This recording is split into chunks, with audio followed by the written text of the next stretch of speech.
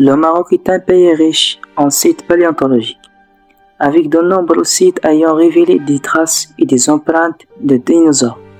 Voici quelques-uns des sites les plus importants.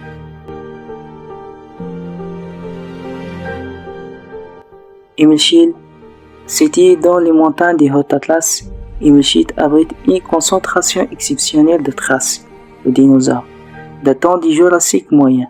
Les empreintes laissées par des théropodes carnivores et des sauropodes herbivores sont visibles sur des dalles de calcaire. Le site est accessible aux visiteurs et offre une occasion unique de découvrir la diversité des dinosaures qui vivent au Maroc.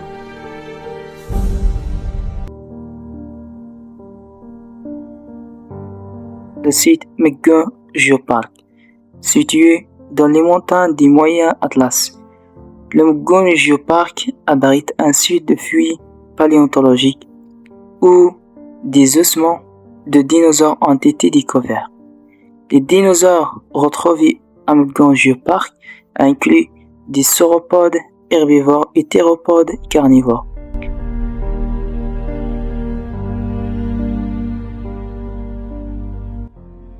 La plage d'Anza, située à quelques kilomètres au nord d'Agadir, est devenue un site de renommée mondiale après la découverte d'empreintes de dinosaures. En 2017, ces traces ont été officiellement identifiées comme des empreintes de pas de dinosaures. Visibles à marée basse, les 323 empreintes appartiennent à des théropodes carnivores et des ptérosaures, prouvant que cette région était habitée par ces reptiles préhistoriques il y a plus de 80 millions d'années. C'est le premier site d'Afrique et le quatrième au monde à contenir des empreintes de dinosaures datant du Crétacé supérieur, plus précisément des Centoniens. Les empreintes s'étendent sur 300 mètres sur des falaises affleurantes. Le meilleur moment pour visiter le site est à marée basse, en particulier entre février et août.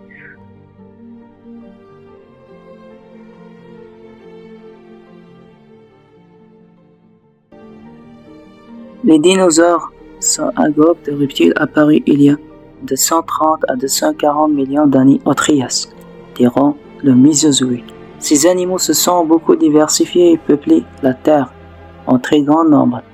Ils étaient bipèdes ou quadrupèdes, mesuraient de quelques dizaines de centimètres à plusieurs dizaines de mètres. Certains étaient dotés de plumes, de cornes ou de gigantesques griffes. Dans le site d'Anza, on trouve des traces de la superclasse des théropodes. Les théropodes étaient des dinosaures carnivores dont le mode de vie varié dépendait de facteurs tels que l'espèce, la taille et l'environnement. Ils se nourrissaient principalement de proies diverses, allant des autres dinosaures aux petits mammifères, en passant par les poissons, adoptant des stratégies de la chasse active ou se contentant de charonnage. Leur dipédie et leur agilité les rendaient rapides et efficaces dans la chasse, et ils peuvent émigrer sur de longues distances en fonction des saisons ou des besoins alimentaires. Les théropodes étaient des prédateurs parfaitement adaptés à leur environnement et à leur rôle prédateur, dominant dans le monde des dinosaures.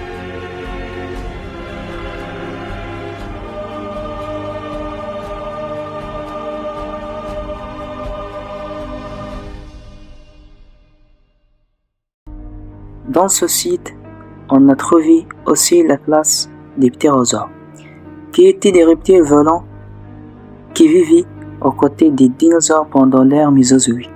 Leur vol rendait possible par une membrane d'extension de la peau, variée en taille et en envergure, allant de petites créatures à de gigantesques géants. Leur régime alimentaire diversifié comprenait la pêche, la chasse aux insectes et la prédation de petits vertébrés terrestres. Ils occupaient une gamme d'habitats, des côtes marines aux terres intérieures, avec certaines espèces adaptées à la vie en mer et d'autres volant au-dessus des terres ou vivant près de l'eau.